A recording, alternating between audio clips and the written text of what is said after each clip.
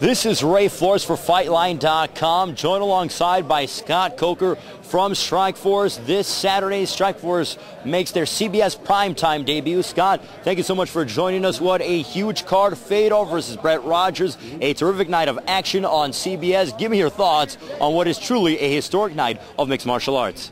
Well, I tell you, it's, for us, we're really excited to bring Fedor to, CBS and the Rogers fight to CBS. I mean, this is the kind of fight that people could be paying $49.95 for, and we're happy to bring it to CBS and have the United States audience and international audience watch it all around the world, for free. So we're very excited.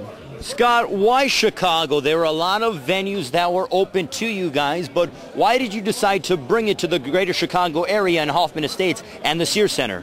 Well, I tell you, that was really Fedor's choice. Fedor, I said, where do you guys want to go? Do you guys want to go to L.A. or you want to stay in the Newark?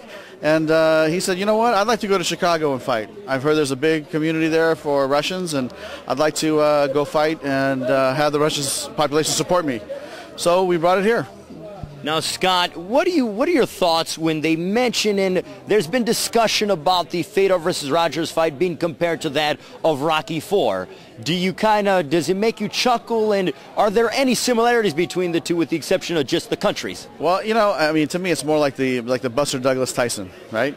The big underdog, but with the big punch. And so you never know. I mean, I'm telling you right now, if Brett Rogers lands on Fedor one time, I think the fight changes. I think it might be an upset. Scott, the entire primetime card is also tremendous. You have Jason Mayhem Miller going head-to-head with Jake Shields. You have Sokoju and Musasi, Antonio Bigfoot Silva, Fabricio Verdum. How much did you guys pay attention in detail to create a tremendous card for primetime television?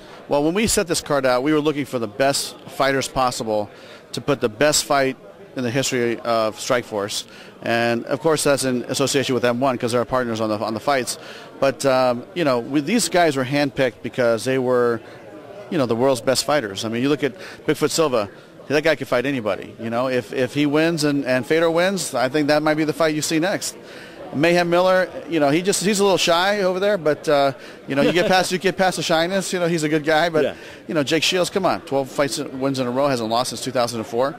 These guys are amazing athletes, amazing fighters, and our goal, like I said, was to put the best fight card on we could, and I think we accomplished that. Can you give us some details or some secrets as to what you have planned for a huge 2010? Well, I can tell you this. We're going from doing 12 fights this year to doing 20 fights next year. So we're going to ramp up the schedule. We'll have dates on CBS, Showtime, and eventually we'll probably head into the pay-per-view business at the end of next year. Scott, I know you have to be neutral, but for the sake of doing it anyway, right. Can you give me a prediction for this Saturday's fight between Fedor versus Brett Rogers? If you were a betting man, who would you put your money on? Well, I'll tell you, the betting man, they have Fedor as the favorite. But one punch could change this outcome, and you guys got to tune in on Saturday night on CBS to check it out. Scott, thanks so much. Welcome to Chicago. Thank you. Scott Coker joining us.